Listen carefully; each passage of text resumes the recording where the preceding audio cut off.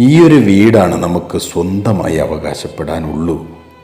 നാട്ടിൽ നമ്മൾ പണിതുയർത്തുന്ന മണിമാളികകളിൽ ഒന്നിലും നമ്മൾ കാലാകാലം ജീവിച്ചിരിക്കില്ല. അതിലൊക്കെ പുതിയ അവകാശികൾ വന്ന് കയറും. പക്ഷേ ഇതിനവകാശികൾ ആരും വരില്ല.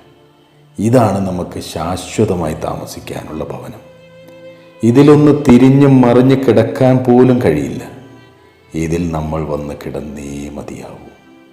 ജീവിച്ചിരിക്കുമ്പോൾ ജാതിയും മതവും നോക്കാതെ മറ്റുള്ളവർക്ക് വേണ്ടി എന്തെങ്കിലും ചെയ്യാൻ കഴിഞ്ഞാൽ, അവരുടെ വേദനകൾക്കും യാതനകൾക്കും കഷ്ടപ്പാടുകൾക്കും ഭയപ്പാടുകൾക്കുമൊക്കെ ഏതെങ്കിലും തരത്തിലൊരു ആശ്വാസം നൽകാൻ കഴിഞ്ഞാൽ, മനുഷ്യനെ സ്നേഹിക്കാൻ കഴിഞ്ഞിട്ടുണ്ടെങ്കിൽ സന്തോഷത്തോടെ സമാധാനത്തോടെ ഇതിനുള്ളിൽ വന്ന് കിടക്കാം.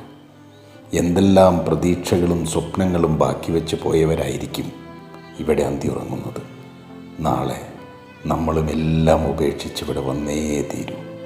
അതിനായി സന്തോഷത്തോടെ സംതൃപ്തിയോടെ പുഞ്ചിരിക്കുന്ന മുഖത്തോടെ ഇങ്ങോട്ടെത്തിച്ചേരാൻ നമുക്ക് കഴിയട്ടെ എന്ന് പ്രാർത്ഥിക്കാം.